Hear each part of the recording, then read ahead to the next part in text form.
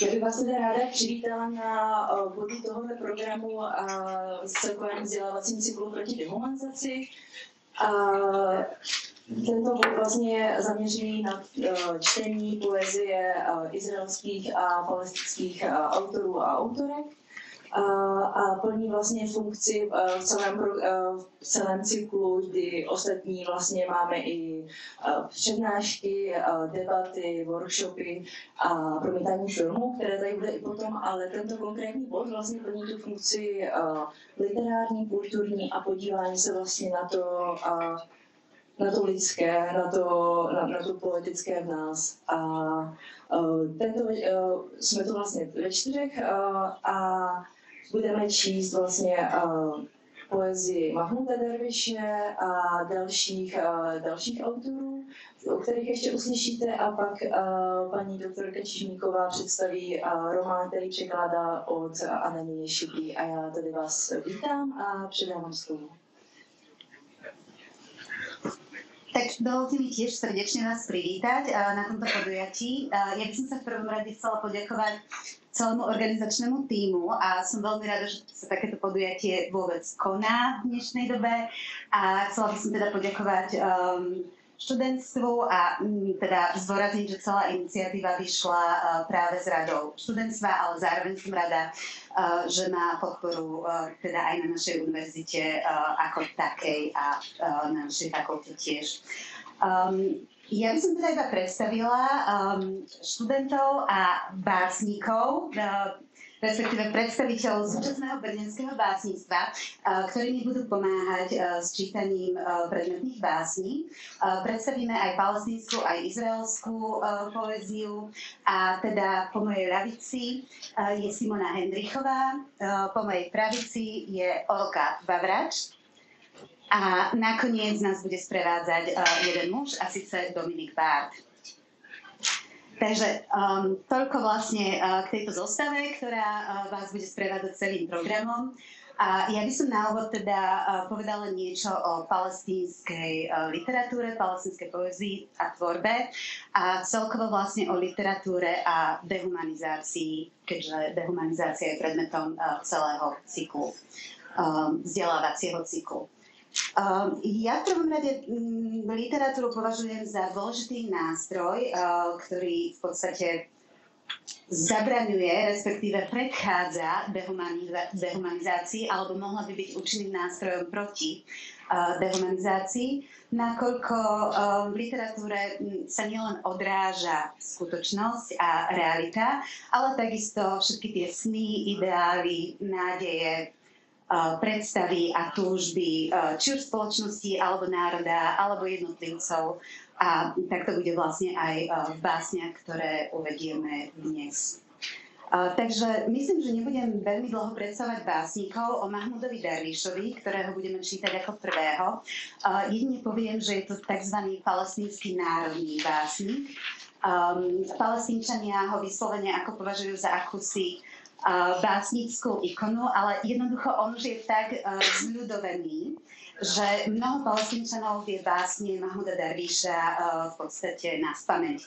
A to sa nám aj stalo na jednom podujatí, kde sme vlastne venovali jeden večer palestínskej poézii, respektíve ako palestínskému umeniu, pretože tam bola aj hudba, išlo v podstate o koncert. Podujatie sa uskutočnilo minulý rok a ja si iba pamätám, že keď som predmetné básne recitovali sme ich v arabčine a v českom preklade. A keď som ich recitovala v arabčine, tak vlastne celá sála recitovala so mnou, keďže tam boli viac menej Palestínci, ktorí sú usadení v Čechách alebo priamo teda v Brne. Takže Mahmud Darwiš je vlastne akousi takou už domácou postavou každej palestínskej domácnosti. Vedia ho naspamäť, je pre nich veľmi, veľmi dôležitý a potom z toho vlastne vyplýva, Darwiš sa narodil v 41. alebo 2. zomrel v roku 2008, ale potom všetky ďalšie generácie básnikov ho v podstate sa snažili buď si nejako uctiť, čiže máte v ich tvorbe nejaké intertexty, kde ho spomínajú, kde sa na neho odvolávajú, alebo sa vyslovene ako snažili pokračovať v jeho šlapajach. A preto bolo pre neskoršie generácie aj pomerne zložité akoby vydať sa nejakou inou cestou. Áno, Darvíš má nádhernú poéziu, ale takú nádhernú ako aj po jazykovej stránke, aj po obsahovej. Inak možno na tomto mieste by som ešte zmienila, že Darvíš, nezaznie to síce z básní, ktoré sme vybrali pre toto podujatie, ale on veľmi často prezentuje aj kresťanské symboly alebo dokonca antické symboly. Má báseň, ktorá sa volá, myslím, Ja som Jozef v preklade.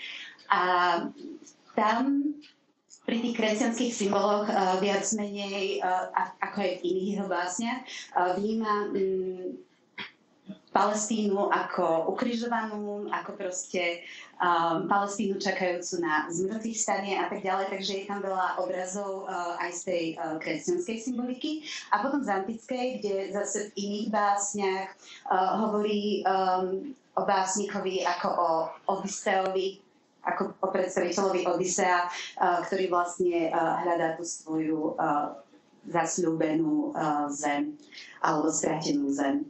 Takže to je na margo toho Mahmuda Darvíša. A ja by som už dala slovo v podstate Darvíšovi samotnému v prednese Dominika Bartu a vlastne jeho básňam. Dobrý den, koležstvo. Mahmud Darvíš v báseň se jmenuje Milenec z Palestiny přeložil Burhan Kalak. A jak říkala paní doktorka, je to echtovní lyrika. Z očních řas šáteček ušijí, napíši na něj báseň o tvých očích a jméno, kterým, když napojím srdce, již změnilo se v melodii, rozprostře se jako útulek v loubí houštiny. Napíši slovo více než mučedníci, více než polibky milované. Palestinská vždycky byla a palestinskou být nepřestane. Ty jsi mou panenskou zahradou a naše písně stále jsou mečem, když zaspíváme. Jsi věrná jako obilí a naše písně stále jsou úrodnou mrvou, když rozséváme. Jsi jako palma v mysli mé, kterou nezmůže vychřice ani sekyra dřevařova. Jejíž kořeny nepřetne dravá zvěř, žijící v houštině. Já jsem však vyhnán za zdí daleko od domova. Vezmi mě pod ochranu svých očí, vezmi mě, ať si kdekoliv, vezmi mě, ať si kdekoliv. A znova vzejde ve mně barva mých tváří, mého těla, světlo srdce a očí, sůl na chléb, melodie, chuť rodné země. Vezmi mě pod ochranu svých očí, vezmi mě jako olejomalbu z chatrče bolesti, vezmi mě jako znamení mého neštěstí, vezmi mě jako hračku pro děti, základní kameny vylomené na paměť. Aby se nestalo, že příští generace zapomene, kudy jít domů. Palestinská si očima, tetováním, palestinská si jménem, palestinská si směním, starostmi, palestinská si šátkem, nohama i tělem svým, palestinská si slovy, mlčením, palestinská si hlasem, palestinská si smrtí, zrozením.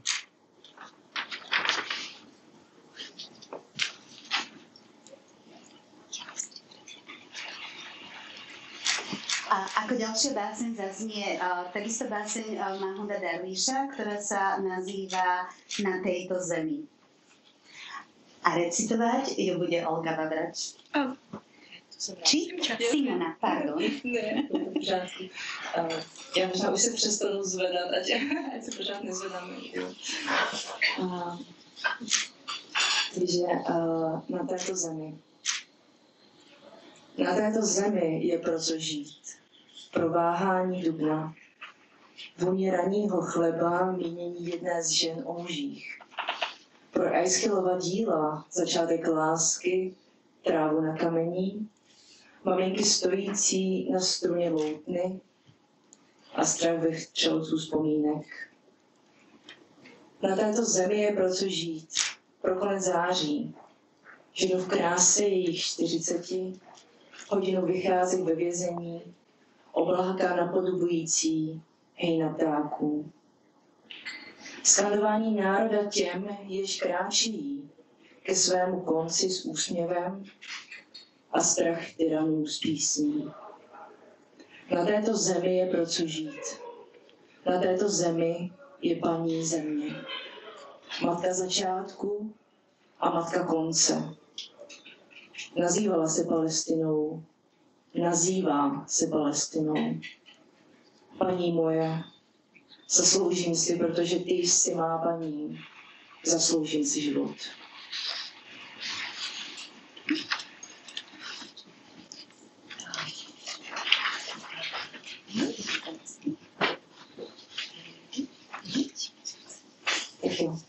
A teďka budeme vlastně se střídat trošku v tom, že zazní teďka izraelský básník a pak zase palestinský a v tuto chvíli zazní Hayim Nachman Bialik. A ještě zvědomí, že vlastně všechny předklady, které jsou izraelské, tak jsou překlady Moniky Tintěrové. A Hayim Nachman Bialik se narodil v roce 1873 ve Volini, této Ukrajině, tehdejšího ruského impéria, a zemřel v roce 1934 ve Vídni. Byl židovský básník píšící v hebrejštině a jidiš. Bialik je považován za jednoho z největších a nejvlivnějších hebrejských básníků a izraelského národního básníka. Básník Ptáčku, kterou tady budeme číst, napsaná v roce 1882, kterou se dodnes učí nesmí děti v izraelských školách, vyjadřuje autorovu tužbu po daleké domovině Sionu. Od toho označení pro zemi izraelskou do hory Sion v Jeruzalémě je osvozen i sionismus, což je hnutí vzniklé v roce 1881, dávající si za cíl v tomto místě se skupit židovskou diasporu. Autoři Bialikovy doby se již nezaměřují na kritiku vnitřních záležitostí židovské komunity, ale kladou důraz na pocity spojené s národní židovskou identitou. A Bialik se v roce 1924 spolu se svým vydavatelským přestěhoval do Tel Avivu a okamžitě se z něho stala oslavovaná literární osobnost. A v roce 1925 přednesl projev při slavnostním otevření Hebrejské univerzity, což je druhá nejstarší izraelská vysoká škola, která byla spolu založena Albertem Einsteinem. Takže no vlastně u těch úvodů taky trošku uvidíte, že se to bude provazovat s nějakou tu historií a budou tady takové záblesky, vlastně, které ukážou vlastně, v jaké době ty básně vznikaly. A teďka už teda básník Ptáčku z roku 1882. Buď pozdraven, navrátíš se, milý ptáčku. Z teplých krajin až k mému oknu. Má duše touží po tvém hlásku, když v zimě opouštíš mé obydlí. Zaspívej mi, pověz mi, milý ptáčku, ze země velikých dálek. Zdali i tam, v té teplé a krásné zemi, množí se zlo a trápení. Zdali neseš mi pozdrav od mých bratří ze Sionu, od mých blízkých bratrů zdaleka. Ach, jací šťastlivci, zdali vědí, že trpím, ach, jaké utrpení mě svírá. Zdali neseš mi pozdrav tónu země, od údolí a horků od pohoří. Zdali se slitoval Hospodin a utěšil Sion, nebo stále ponechán svým hrobům je. Když ustaly slzy, uhasly naděje, však konce nemá můj žal. Buď pozdraven, navrátivši se, milý ptáčku. Zajasij svým hlasem a zaprilkuj.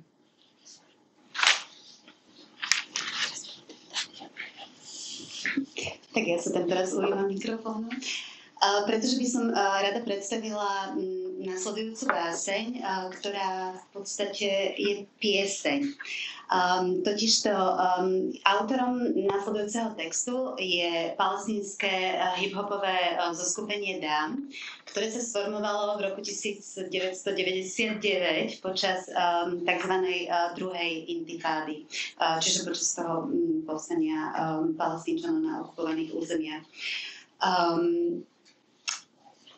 My sme trošku rozmýšľali vlastne s kolegyňou Simonou, že či to vôbec zaradiť.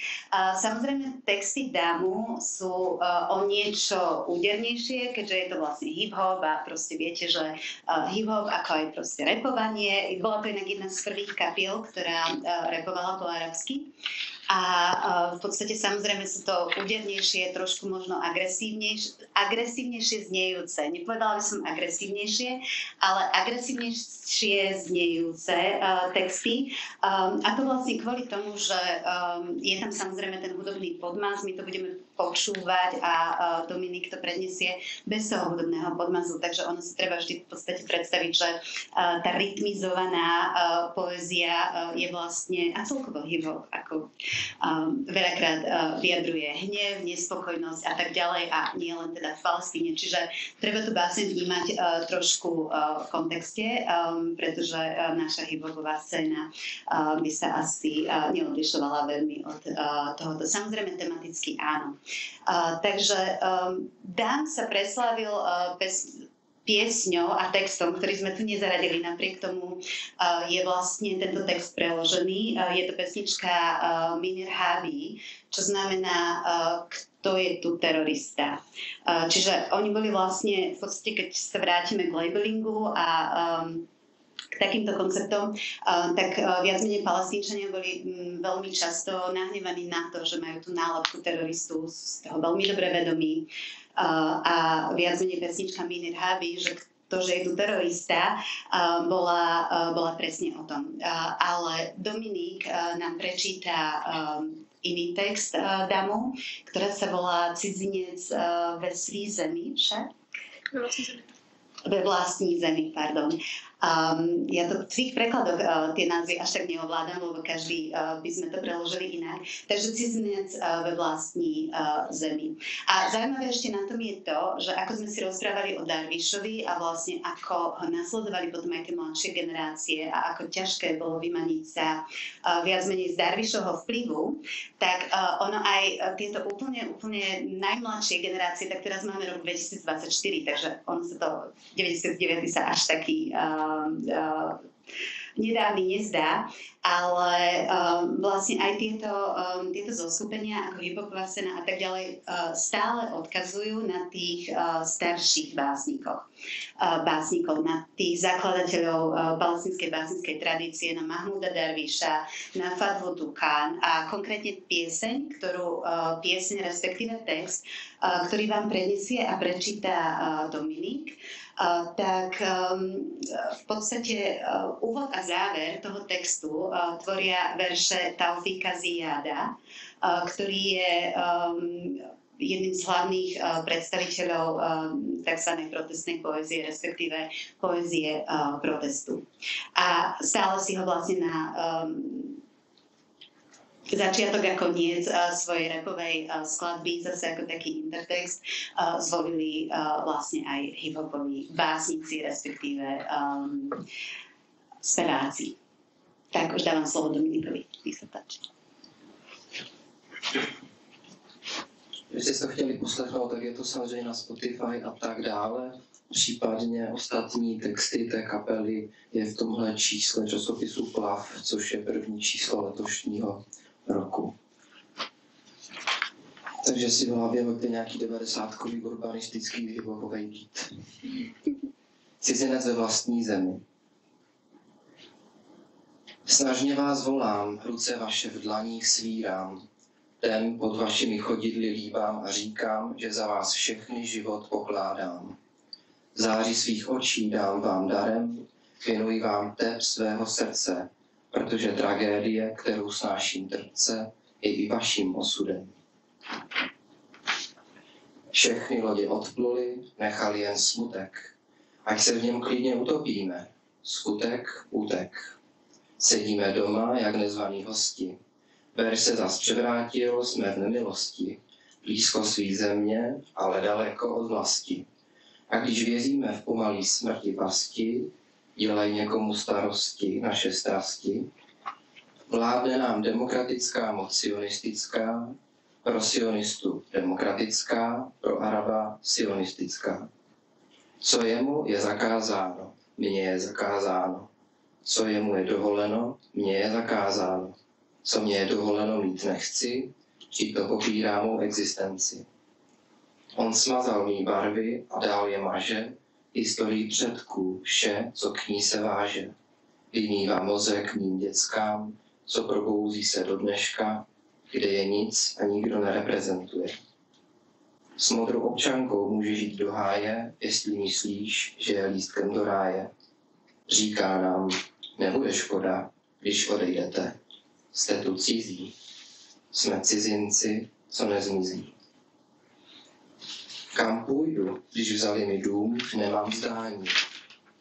Duše říká, náruč blízkých tě vždy ochrání. Kam půjdu? Náruč bratrů není dostání. Duše říká, jdi hrdé dál, nikdo ti nebrání. Někteří přehlížejí nás nevzrušeně, pohledy měří si nás nechuceně.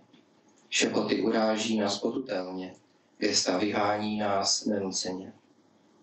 Zapomněli, kdo tu včera všecko zbudoval a nevšimli si, kdo to dneska pucoval.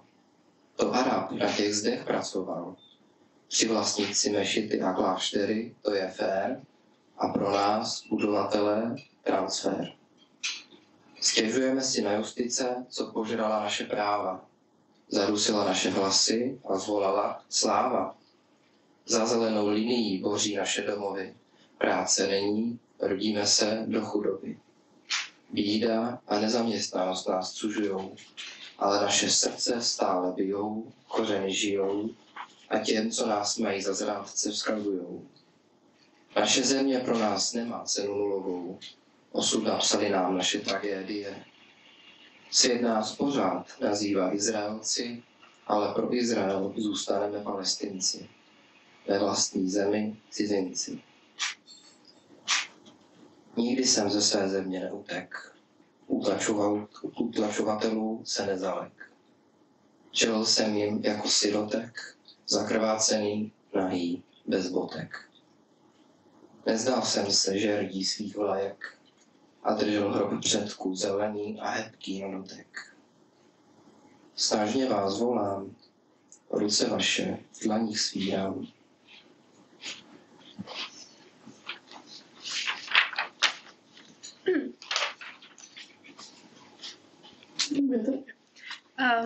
Tak já jsem dneska ještě nemluvila, tak se na to budu muset zvyknout. Ale já vám představím vlastně člověka, který se jmenuje Jehuda Amichaj. A nejdřív vám přečtu něco o něm.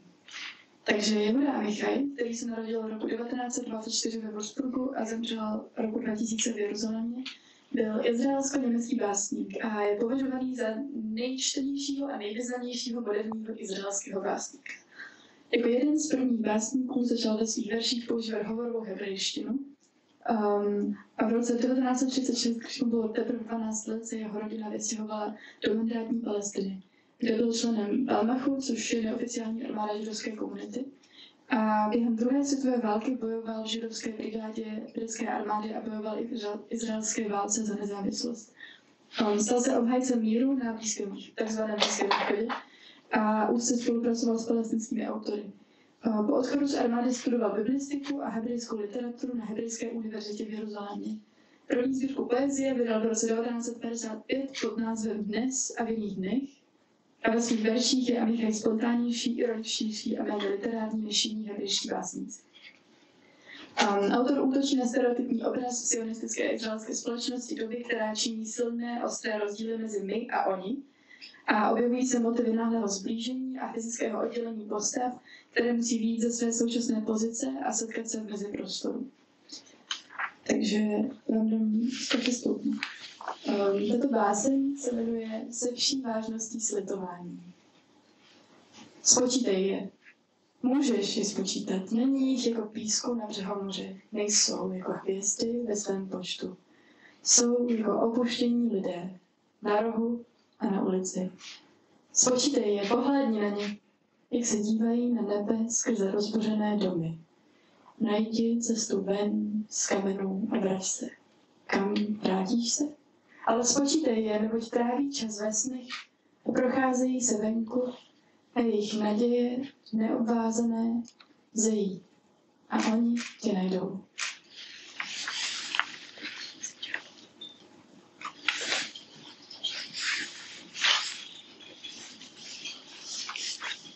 Tak ja ďakujem za prenádherné prednesy. A teraz by sme pristúpili k ukážke prozaickej po chvíľke poézie. Bude to ukážka z románu Adanie Šibli, ktorý práve prekladám, čiže ešte nevyšiel, ani ho nemám ešte celý preložený. Román je, nechcem veľmi teda prezradiť dej, má hlavne veľmi zaujímavý koniec, taký, že človeka naozaj zasiahne. A román je o znásilnení dievčaťa izraelským vojskom v Negevskej púšti, čiže je to dosť ťažká téma. Autorka na románe pracovala asi 10 rokov, medzičasom už dokonca vydala aj iné diela, ale jednoducho tento román, tým, že to bola zložitá téma, tak v nej veľmi dlho dozrieval. Keby som mala ale predstaviť Adaniu Šibli ako autorku, respektíve súčasné palestínske autorky a porovnať ich s prózou, alebo teda s dielami, ktoré v podstate sa tvorili predtým, tak by som povedala, že viac menej už nechcem veľmi zovšeobecňovať, ale stále mám pocit, ako by tá palestínska literatúra už dosiahla istý taký presah.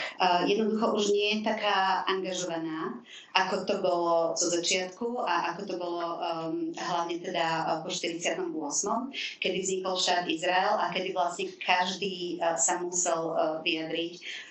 Každý básnik alebo prozaik sa musel vyjadriť teda k tej situácii a povedala by som, že literatúra ani nemala šancu byť neangažovaná alebo apolitická.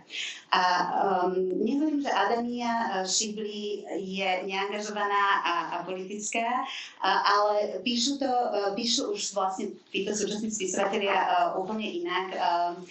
Je to veľmi jemné dielko, píšu tak skôr ako v náznakoch a hlavne v tom diele necítite nejakú akoby agendu, lebo samozrejme musím povedať aj o tej, keď už teda povieme A, tak musíme povedať aj B. A o tej palestínskej literatúre teda treba povedať, že zo začiatku bola nielen angažovaná, ale bola aj trošku taká, že cítili ste tam vlastne ako niečo, že sa snaží v podstate povedať, nechcem povedať úplne propagandisticky alebo manipulatívne, ale jednoducho ako bol tam ten odkaz. Hej, ako v podstate v ranných štádiách literatúry zvykne byť, aj teda v iných národných literatúrach, nielen v tej palestínskej, ale teraz súčasní autori už viac menej idú za to a tá poézia a próza je veľmi univerzálna, taká všeľudská, vyslovene ako zdôrazňuje univerzálne hodnoty a je veľmi subtilná. Ja budem teda čítať z románu, ktorý je venovaný tomuto prípadu, ktorý inak v tom diele nie je ani veľmi explicitne popísaný. V podstate o tom incidente sa nedozviete skoro nič, to uvidíte podľa ukážky. Dozviete sa však vlastne o pomeroch, ako sa žije na okupovaných územiach. Ale ja by som ešte rada vyzdvihla jedno dielo od tej istej autorky, od Adanie Šibli, ktoré sa volá, do angličtiny je preložené ako dotyk, v arabčine je to masas. Ja som to pre jeden časopis preložila ako zrkadlenia, takže vidíte, že sa to líši. Ale v tom palestínskom, respektíve v tom arabskom originále, ten dotyk je, tam nejde ako o dotyk ako hmat, ale je to skôr ako dotyk duše, čo ma vlastne potom aj viedlo k tomu inému prekladu zrkadlenia v rozpore s tým anglickým originálom, anglickým prekladom. Tak. A tam vlastne Adania píše o možno 6-ročnom palestínskom dievčatku, ale viac menej v celej knižke ani neprídete na to, že ide vlastne o palestínske územia. Vyslovene je to už natoľko univerzálne, preto hovorím aj o tom presahu, že vôbec by ste na základe tej knihy neprišli na to. Jedna kapitola sa volá Ticho. Celá knižka je o vnímaní reality cez zmysly 6-ročného alebo možno 5-ročného palestínskeho dievčatka. A vlastne jedna kapitola sa volá Farby, druhá kapitola sa volá Ticho, tretia kapitola sa volá... čo tam ešte je? No, jeden z 5 zmyslov, v podstate možno vôňa a tak. Takže nespomínam si teraz vlastne úplne na všetky. Ale v každom prípade vlastne spomínam tých 5 zmyslov a vôbec by ste na základe tejto novely neprišli na to, že ide vlastne o Palestínu, respektíve o západný breh, to už potom trošku ako keby odhaľuje tá posledná kapitolka. Dobre, tak ja teraz prečítam z toho jej najnovšieho románu, ktorému som zatiaľ dala názov Maličkosť, hoci možno sa bude volať Nepatrný detail, ale to asi až keď bude dielo celé preložené, tak vlastne vtedy sa teda uvidí, že aký názov je pre najvhodnejší.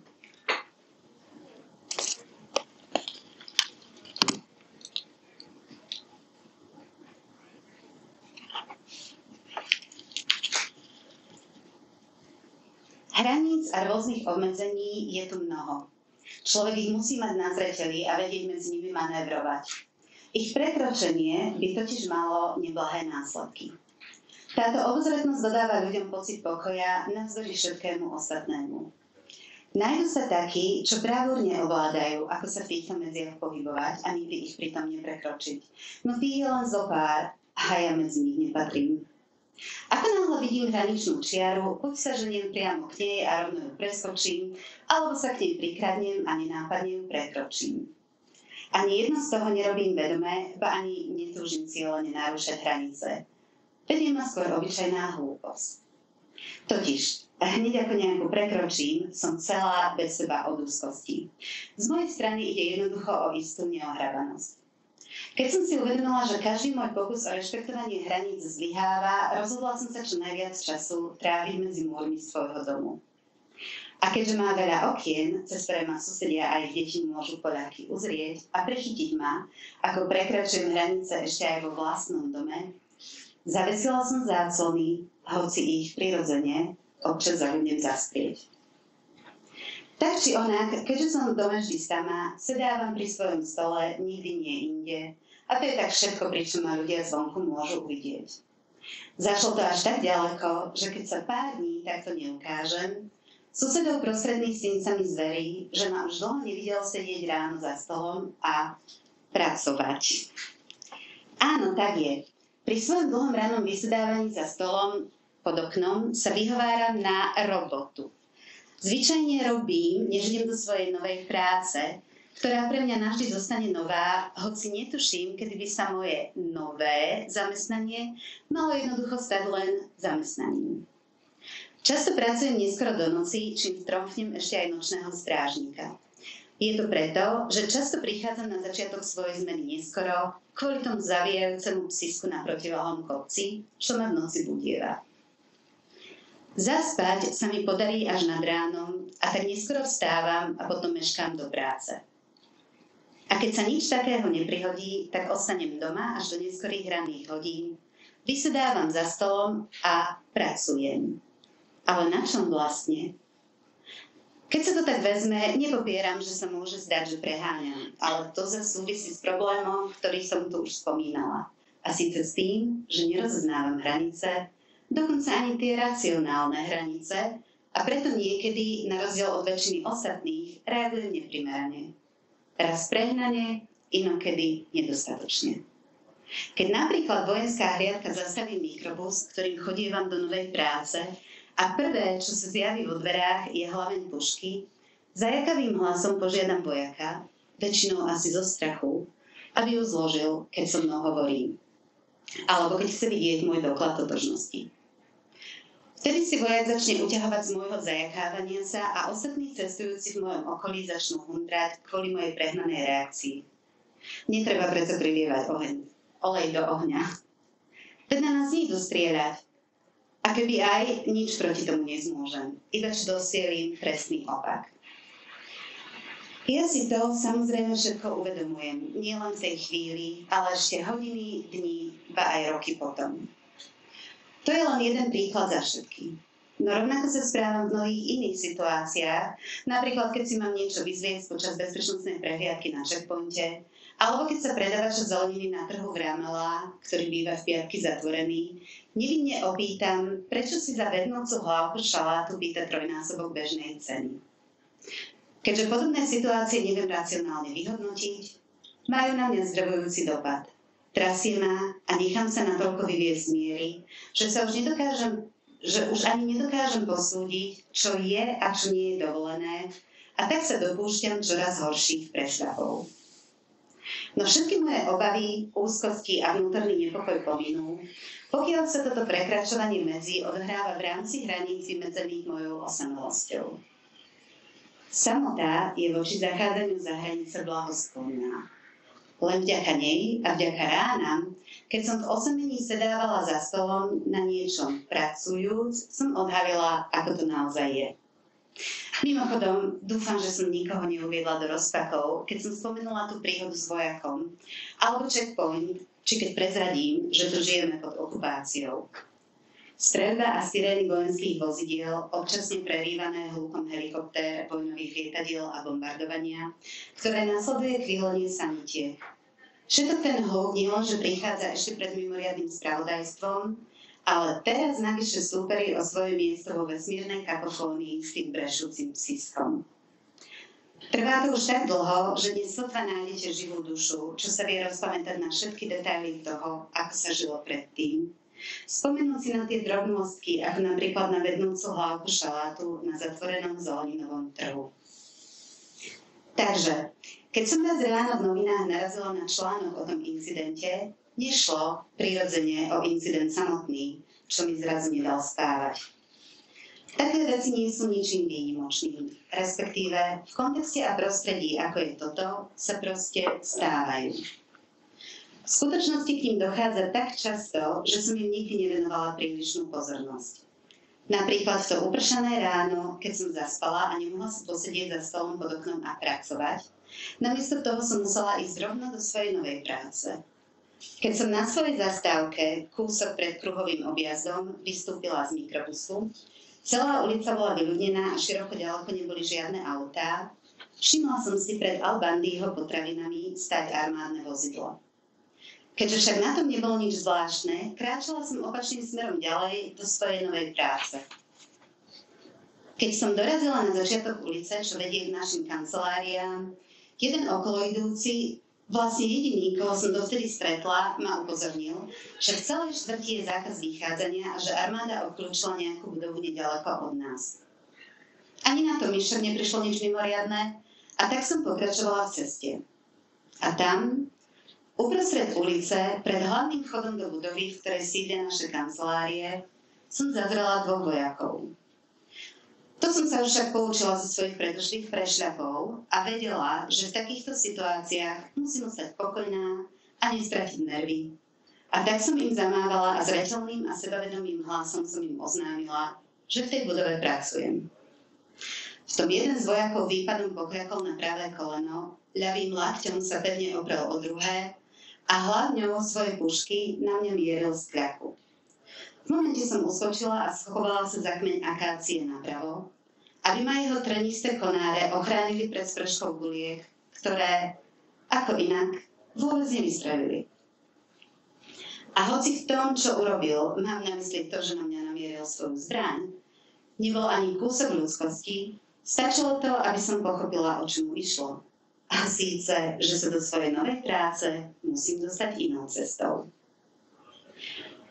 Až doteraz mi na tejto situácii sa mi nezdalo nič výnimočné alebo zvláštne, aspoň natoľko, aby som sa otočila a pobrala naspäť domov.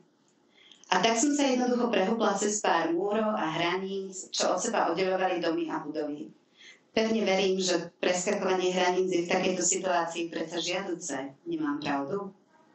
Takto som sa zozadu ocitla pred budovou, kde pracujem.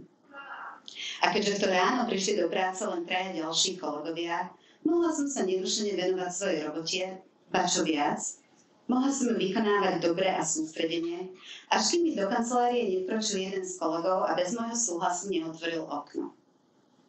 Keď som zaprotestovala, utrusil, že ak by ho nechal zatvorené, sklená výplň sa rozletí na márne kúsky. Armáda totiž varovala obyvateľov, že jednu z priľahlých budov, v ktorej sa zabarikádovali 3 mladíci, ide vyhodiť do vzduchu. A presne to sa o niekoľko minút aj stalo.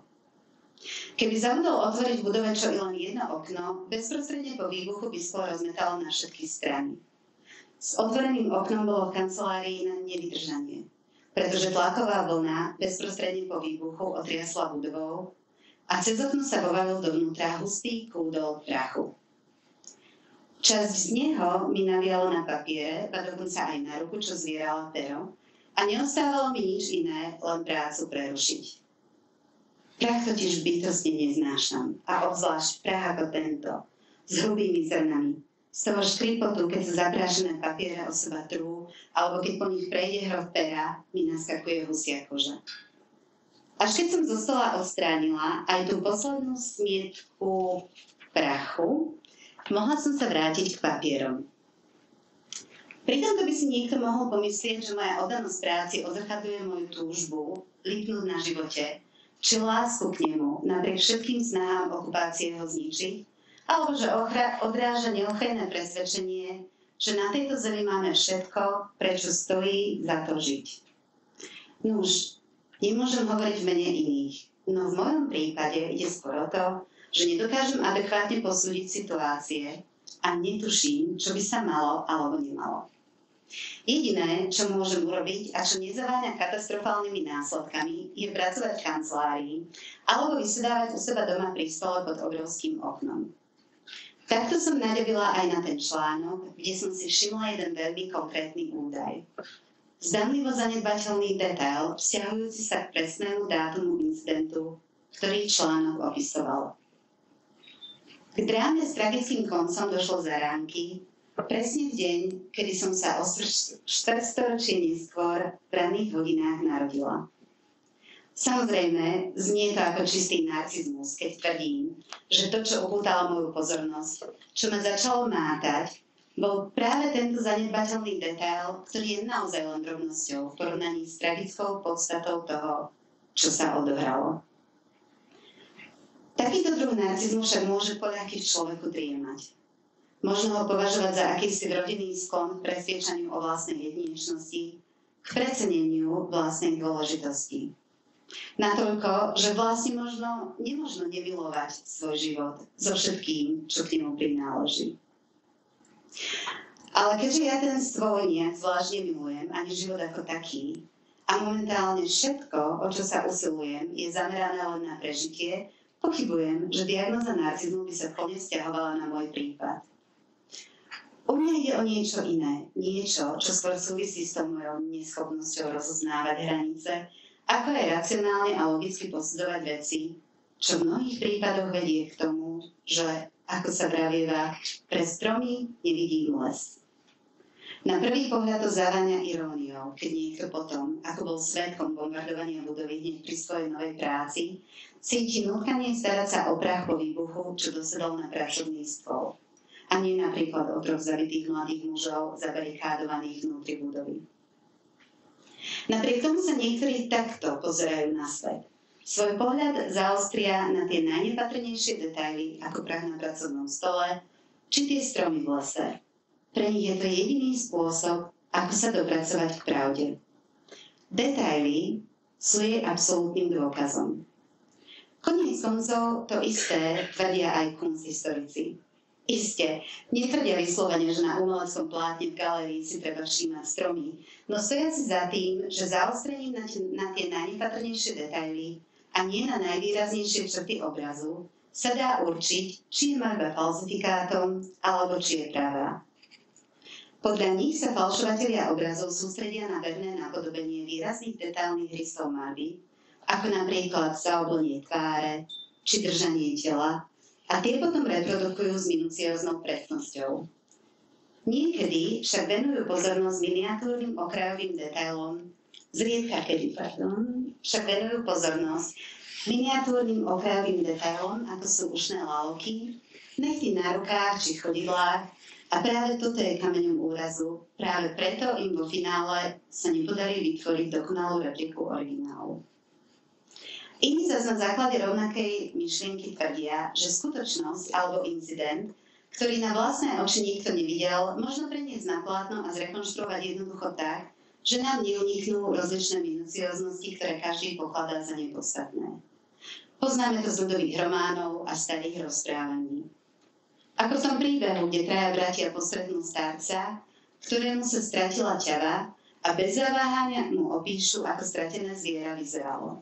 Bola to ťava bielej farby, na jedno oko slepá a v sedle mala pripevnené 2 kožené vaky.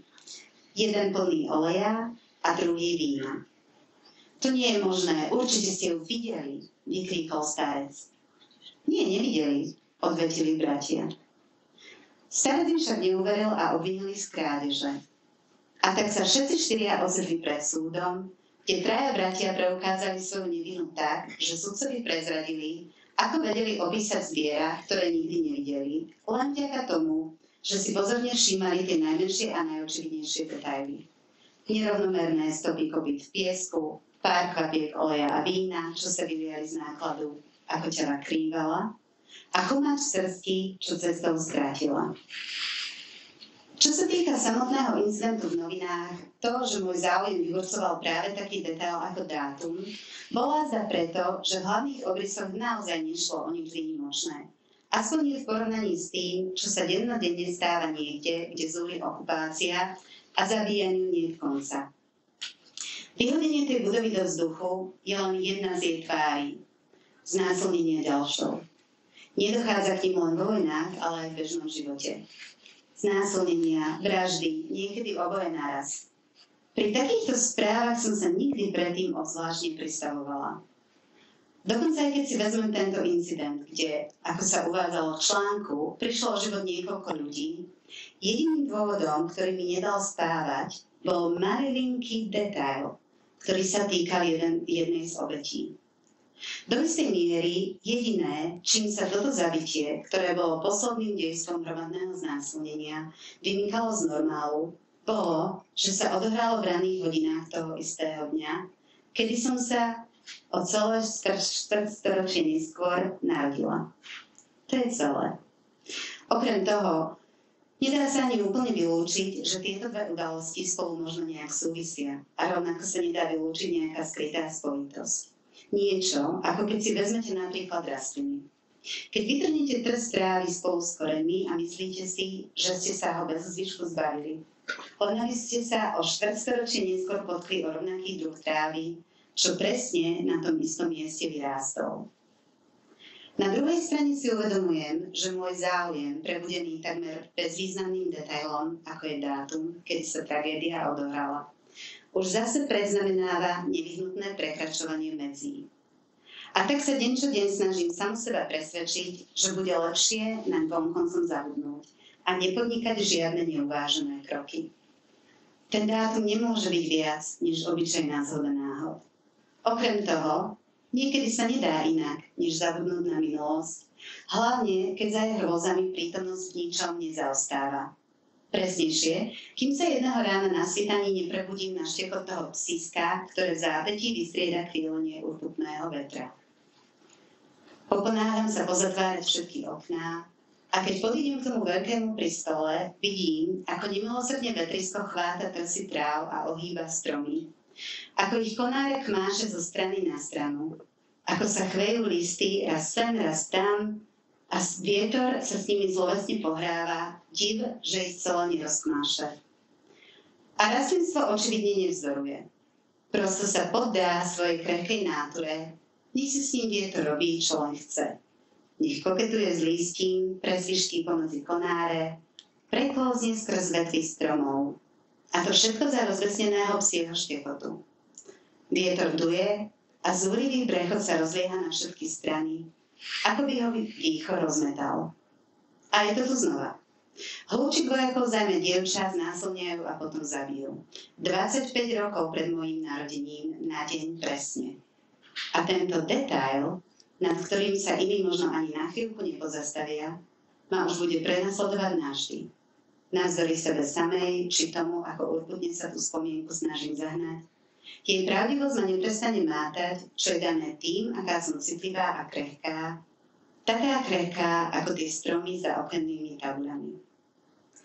Možno vlastne nie je svoje nič dôležitejšie, než tento nepatrný detail, pokiaľ chce niekto zistiť celú pravdu. Pretože tu ten novinový článok, kde o príbehu toho dievčaťa nepadla ani zmienka, nevyjavil. Tak ja by som asi toto, lebo neviem, či to nebola pomerne dlhá ukážka. Dobre, ak nám ešte vyjde čas, tak mám vlastne z tej Adanie ešte niečo ďalšie, ale myslím, že momentálne to preložíme znovu poéziou. Jo, já děkuju. Já jsem to upřímně neslyšela předtím a je mi teďka trochu špatně. Ne, to zvládneme, jenom bych chtěla říct, že jestli tady někomu špatně ještě i z publika, tak ať se nebojí, když se, já nevím, odejít nebo říct někomu jinému. A já se trošku rozdechám a budeme dál. Tak jo. Čekají nás ještě vlastně teda jeden autor a dvě autorky. A dalším autorem je Nathan Alterman, což je tedy izraelský básník, který se narodil v roce 1910 ve Varšavě a zemřel v roce 1970 v Tel Avivu. Ve svých 15 letech se usadil v Tel Avivu a rozhodl se pro profesi žurnalisty a od roku 1943 vedl satirický veršovaný sloupek v hebrejském tisku. Během své literární tvorby neaspiroval na básníka protestu. V období izraelských válek zůstal věrný politickému etosu a popisoval válečné boje jako čas, kdy lid získá nadvládu v zemi izraelské. Navzdory své oddanosti však pozvedal pero a vyjadřoval svůj kritický hlas v případech, kdy bylo ve válce využito zbytečné násilí. Báseň o tom pojednává o masakru palestinského obyvatelstva 12. července 1948 ve městě Lod. Alterman byl v otázce války zcela lojální k politice státu a proto se cítil být povinován kriticky zakročit v případech jeho pochybení. Správnost tohoto tvrzení dokládá skutečnost, že první izraelský prezident David Ben-Gurion nařídil, aby tato očištěná báseň byla vytisknuta na pohlednice a redistribuována mezi izraelské vojáky, a to hned několik málo dnů po jejím vzniku. Takže v tuto chvíli přečtu báseň o tom. Projížděl džípem dobyté město. Mladík silný a vyzbrojen, mladík v plné síle. A v té zničené ulici starý muž a žena tisknuti byli ke zdi od jeho tváře. A ten mladík se usmál mléčnými zuby. Vyzkouším svoji zbraň. A učinil tak. Muž ukryl jen svoji tvář do dlaní a jeho krev zeď přikryla. To je obraz bojů za nezávislost, drazí mí. A jsou ještě palčivější, to není tajemství. Naše válka žádá si slov a písní. Dobrá, bude jí zpíváno, a jestli tak, také o tomto.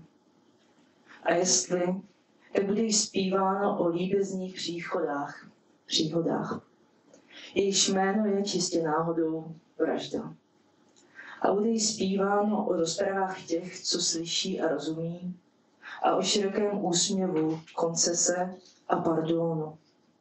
Neboť synové a dcery, a my s vámi, kdo koná, i kdo jen přikivuje, stlačeni jsme do proslovů o nutnosti a odplatě, do zóny viníků války. Krutá je válka. Naivní řečník tvrdou pěstí zase bude vládnout jí. A tak přikázání přímostí a přikázání slitování, kdyby byly jako ona na ní krutí. A válka lidu Jejíž postoj je, jako by byla bez viny proti 7 jednotkám králu východu. Nezalekne se ani před.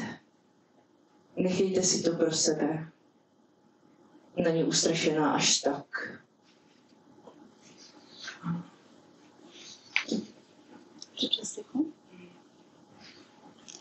Dobre, tak budeme pokračovať zase palestínskou poéziou, len čo si uvidíme so svojím papierom.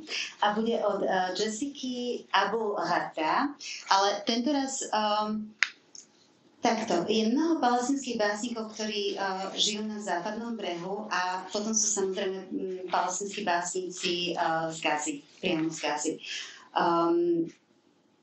A samozrejme potom je veľmi veľa palestinských básnikov, ktorí už ani netvoria v arabčine, ale v angličtine alebo v jazykoch národov, ktoré ich prichylili, pretože žijú v diaspore. A toto je vlastne prípad Jessiky Abu Ghattas, ktorá je Kalifornčanka a ktorej báseň sme vlastne vybrali takisto, pretože to zase umožňuje vidieť, ako palestínsku otázku, respektíve palestínske položenie a situáciu vníma niekto, kto vyrastal, vzdelával sa v Amerike. Jessica žije v Kalifornii, študovala na Antiochskej univerzite a žije v Los Angeles. A báseň sa volá Semantika. Keď ščítavali obyvateľstvo, nazvali nás belochmi. Keď sme chodili do školy, nazvali nás Arabmi. Keď sme sa stretávali s Arabmi, nazvali nás katolíkmi.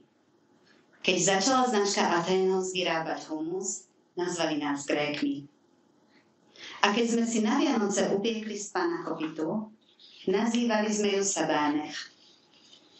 Keď sme si pripravili marocký kuskus, nazývali sme ho izraelský.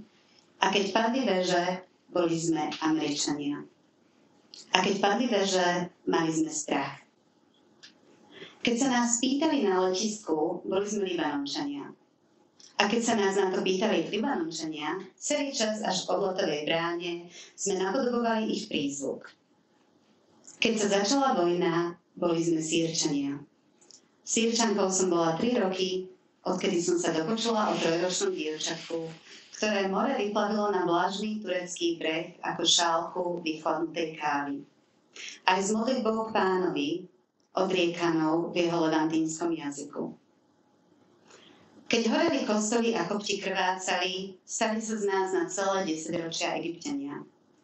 Keď sa narodila moja sesternica s kučerami javorovej farby, nazvali sme ju blondínkou. A keď sme chceli mať frajerov a frajerky, naši rodičia nás nazvali Američanmi. A keď zložili skúšku z histórie a prisahali na Bibliu, nazvali sme my svojich rodičov Američanmi. Keď právcovia založili novú vlast, nazvali ľudí, čo tam žili pred nimi, Indiánmi. Navrhli si nejaké hviezdy a nazvali to Amerika. Po masakroch ich nazvali pôvodnými obyvateľmi. Po našich masakroch nás nikto nenazval pôvodnými obyvateľmi Izraela. Keď sme si zvolili muža tmavej pleti za prezidenta, nazvali sme to pokrok. K nikomu neprechovávame nenávisť, hovorievala moja matka. Nenávidíme, keď nám hovoria, že sme teroristi, lebo sa hlásime k svojmu pôvodu.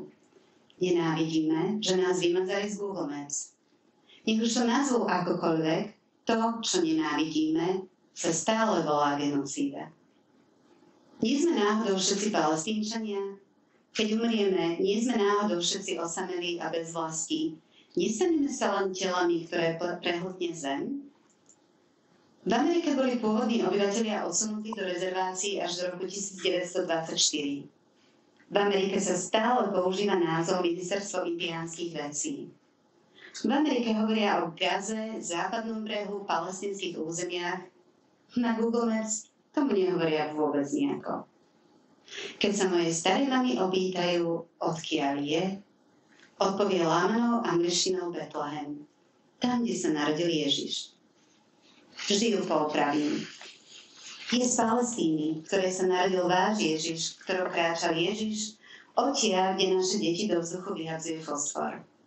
Je z Palestíny, krajiny Mahmuda Darvíša, tureckej kávy a najčerstvejších falafelov, aké ste kedy ochutnali. Povedzte to stredoškolskej učiteľke, ktorá nesprávne vyslovovala moje priezvisko. Palestína. Povedzte to americkému úradu pre ščítanie ľudu, ktorý nás nazval belochmi. Palestína. Povedzte to koktajúcemu reportérovi. Palestína. Povedzte to nadutému profesorovi histórie. Palestína. Povedzte to vykladačom Biblie. Palestína. Povedzte to dieťatku narodenému v jasličkách. Palestína. Povedzte to divákom v poslednom rade. Palestína.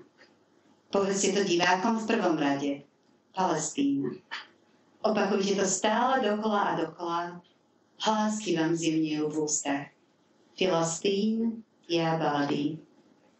Keď je moja stará mama unavená, znie to, ako by jej z hĺbky hrdla štebotala lastovička.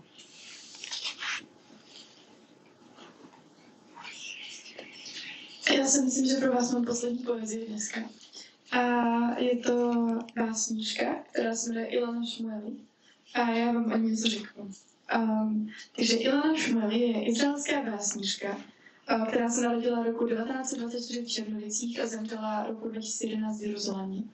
A patří k posledním autorkám, které ve svém díle nechaly rezonovat literární odkaz židovsko-německé kulturní symbiózy východoněmeckého regionu Bukoviny s hlavním městem Černovicemi. Bukovina je oblast dnes rozdělená mezi Ukrajinu a Rumunsko. Byla významným centrem židovského autorstva píšícího německy a válečná léta Ilana Šmueli prožila v černovickém getu, kde poznala básníka Paula Selna, dnes nárokovaného Rumunskem. Později emigrovala do Palestiny, kde studovala sociální pedagogiku, já taky, a hudbu. Ilana Šmueli ve své poezii, kterou začala psát po desetiletích dlouhého mlčení, navazuje na odkaz poezie židovských autorů, kteří přežili holokaust a reflektují jeho zkušenost. Následující básně jsou ze sbírky Zvolila jsem si život, která v češtině vyšla na Kladovských fórách v roce 2015, přeložená Radkem Malým, který zde bude ve čtvrtek na ní poezie. A přečtu vám báseň, která se jmenuje Podíval ses na mě a já věděla, že je to moje tvář už dávno ztracená. Tvůj pohled a moje tvář v mém pohledu ztracená a osedlé ruce. Tohle je báseň, co po tobě chci. Chci vidět, co platí, rozpoznat v tobě své heslo a svoji bídu. Poslední báseň, stejnojmenná s knížkou, Zvolila jsem si život. Se vší tou zátěží, nohy jsou těžké, selhává mi hlas. Lehce procházím zrcadlem, zrak se osvobozuje.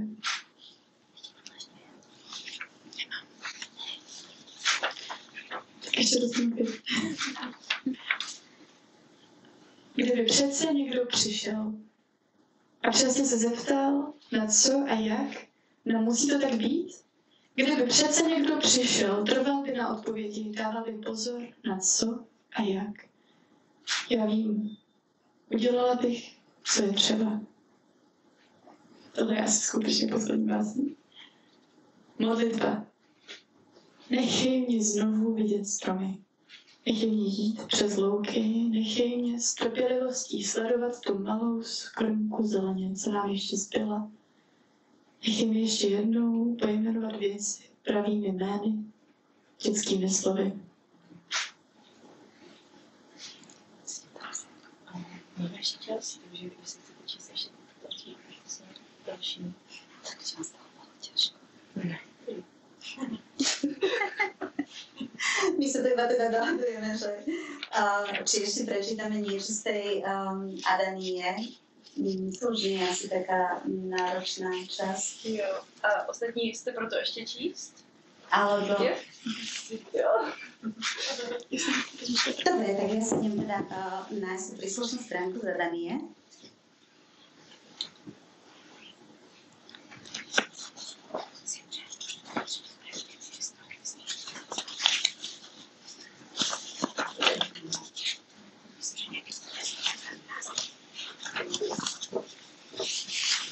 Dobre, ono to už bude oveľa kratšie, ale trošku názornejšie. Psí prechod sa rozbieha v diaľavách až do posledných hodín, čo z rána ešte ostávajú. Vietor ho pod chvíľou privanie bližšie a inokedy ho unáša preč, až kým nenadíde čas môjho odchodu do novej práce. Predtým však ešte vytočím číslo autora článku, izraelského novinára, a pokúšam sa vyžarovať sebavedomie. Predstavím sa ako palestínska bádateľka, pričom sa úporne snažím nezajakávať a vysvetľujem mu, prečo volám. Ani moje predstavenie sa, ani vysvetlenie ho nenadchli. Opáčim, či mi dovolí nahliadnúť do svojich podkladov. Odpovie, že všetko, čo k tejto téme má, nájdem v článku. Dôvodím, že by som si aj tak rada prešla všetky materiály sama, a on na to, že ak je to to, čo si želám, môžem si ich zaobstarať. Ale kde? Pýtam sa. V múzeách a archívoch izraelskej armády a dobového sionistického hnutia. A všade tam, kde držia záznamy o oblasti, kde sa to stalo. Ale kde ich nájdem? Odpovedá tónom, v ktorom cítiť, že mu dochádza trpezlivosť. V Tel Avive a severozápadnej oblasti Negevskej púšte. Potom sa ho pýtam, či mi ako Palestínčanke dovolia navštíviť tieto múzeá a archívy. Než položí, odvetí, že nevidí dôvod, prečo by nemali. Vlastne ani ja nevidím dôvod, až na môj preukaz totožnosti. Miesto tragédie, ako aj múzeá a archívy, kde držia dokumentáciu k tejto oblasti, sú podľa vojenského administratívneho delenia mimo oblasti C. Tá sa však navyše nachádza pomerne ďaleko odtiaľto, blízko hraníc s Egyptom, zatiaľ čo najlepšia trasa, na ktorú sa so svojím zeleným preukazom, v ktorom stojí, že som z oblasti A, môžem vydať, je z domu do mojej novej práce.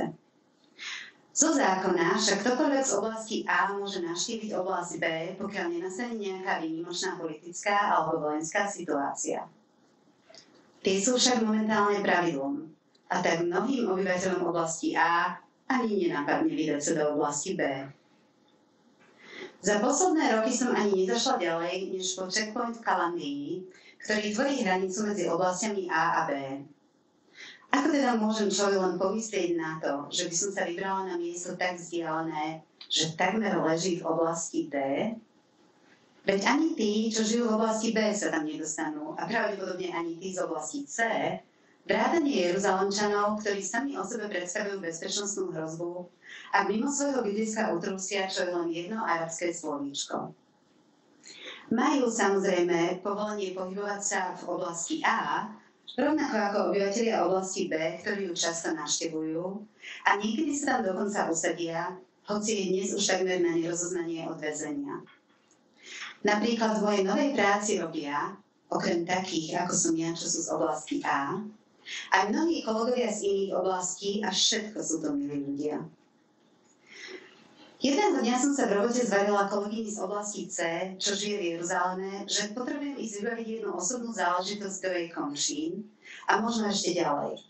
Koniec koncov na tom, že ľudia z oblasti A sa potrebujú z osobných dôvodov dostať do oblasti C, nie je nič nezvyčajné. Keď sa to dopočula, ponúkla sa, že mi požičia svoj modrý preukaz totožnosti. Nakoľko sme všetci v konečnom dôsledku bratia a sestry a aj sa podobáme, aspoň teda v očiach vojakov na checkpointe. Navyše, ženy len zriedka podrobia podrobnejšie prehliadke a tak si vonkoncom nevšimnú rozdiel medzi mnou a fotografiou na požičanom doklade.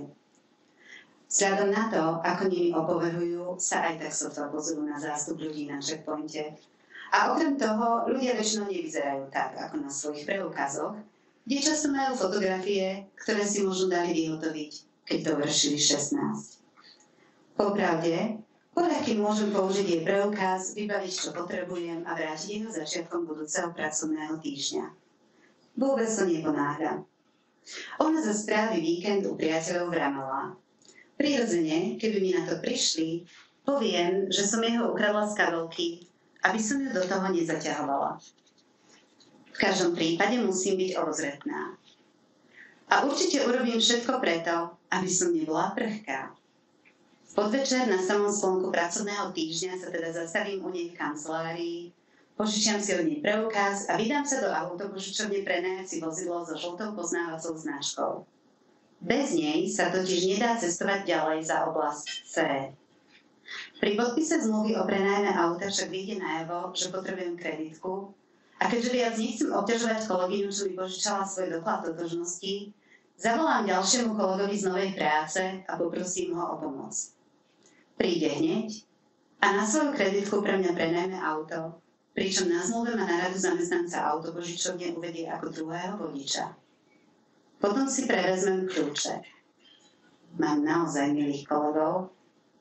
Teraz už mojej misii odhaliť celú pravdu o tragédii nič nestojí v ceste.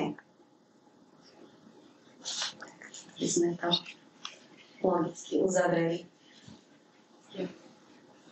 Jo, a já moc děkuju všem, kdo tady byli. Ještě jednou extrémně děkuju paní doktorce Čižmíkové a i Olze Vobrač, i Dominiku Váncovi, který musel odejít. A já doufám, že jste načerpali nebo poznali nějakým způsobem, co je to lidskost a co je to nelidskost a že dokážete lépe v tuto chvíli zmapovat vlastně, co je to dehumanizace a dokážete díky ukázce vlastně humanity v těchto ukázkách, básních a proze lépe vidět. A proto bych vlastně chtěla poděkovat za vaši účast na vzdělávacím cyklu proti dehumanizaci a chtěla bych vás také pozvat na promítání filmu, který tady proběhne od 18:30 hodin. Je to film Frontiers of Dreams and Fears z roku 2001 od palestinské režisérky Mai Masry. A také zítra probíhá další program na FSS. A já ještě jednou děkuji univerzitě za podporu a za propůjčení těchto prostor.